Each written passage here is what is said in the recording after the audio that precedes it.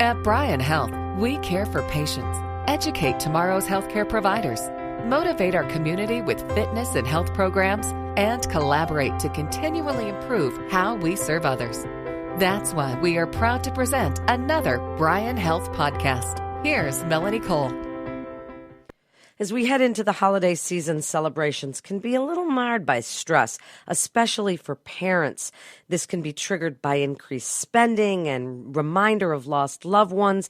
And there's just so much that we're doing for our kids at this time of the year that sometimes we forget to take care of ourselves. My guest is Dr. Dave Miers. He's the Counseling and Program Development Manager for Mental Health Services at Bryan Medical Center. Welcome to the show, Dr. Miers. So what are some of the factors that increase stress for some people during the holidays and especially for parents? Well, the holidays are often portrayed as this time of year where it's supposed to be filled with joy, family, generosity, and kindness, and that's true. When we think about, though, for parents is that emotionally, as you mentioned in the introduction, that it's oftentimes a time of year where we're reminded of loved ones who have passed away or relationships we may have lost through divorce, separation, relocation. But stress could be related to other things, such as finding money to buy your children the gifts that they hope to find on Christmas morning, preparing or attending or carpooling our children to all the added events that the holidays oftentimes bring, and then keeping up with the regular demands of life, which are general work and school and those types of things, but you add on all these other demands that this time of year brings, that can increase stress for parents. Well, it certainly can, and it gets hectic for everyone. But as you say, there's this added thing that goes on when you have to drive children around and there's parties and events and you have to bake cookies for school and whatever. It just sometimes becomes overwhelming. So the first thing I'd like to ask you is, when do you recognize the fact that you do feel overwhelmed? And what do you do about that? Well, the first thing that oftentimes when individuals feel overwhelmed, they just feel a sense of losing interest in the things that they are being asked to do. They just don't have a lot of energy. Oftentimes they become irritable. Stress can create depression if it's not taken care of. Stress can be good. There are certain amounts of stress that's good, but when stress becomes overwhelming, you just feel overwhelmed, you feel irritable, you feel like, gosh, this is just too much, and we push ourselves too hard. So it's important that we try to set expectations. That's the first thing that I often recommend that parents think about, is we need to set realistic expectations for ourselves, just like we try to teach our children to set realistic expectations. We need to learn to delegate. We need to learn to practice saying no. Gift giving can involve children. That's a good way to teach them the value of money and money management.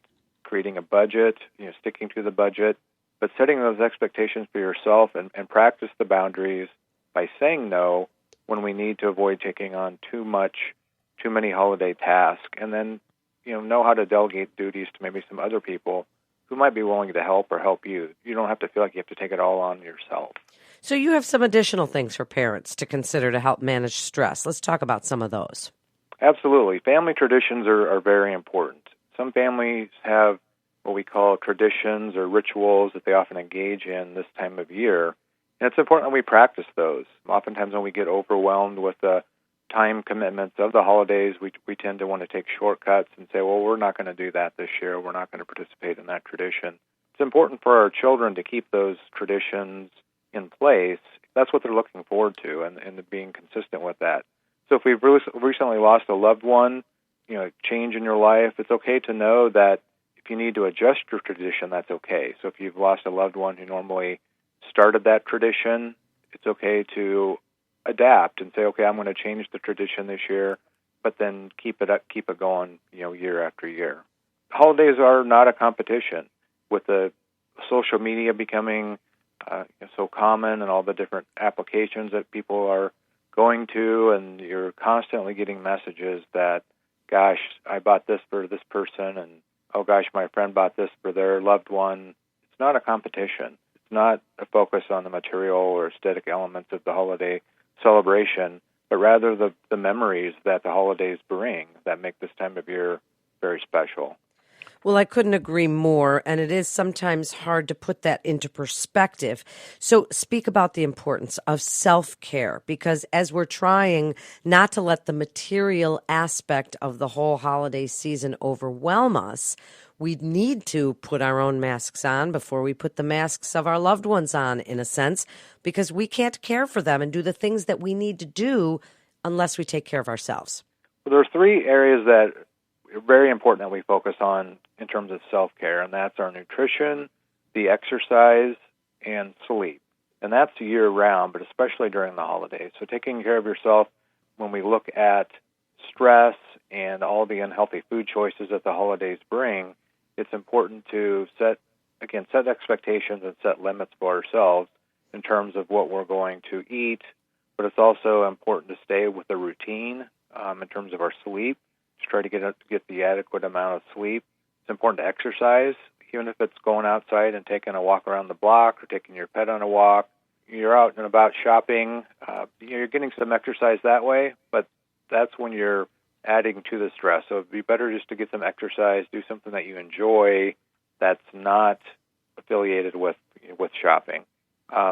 It's important to limit your alcohol consumption, because there's a lot of parties and a lot of things that you're invited to, but that's something that you can enjoy in moderation, but to keep an eye on that.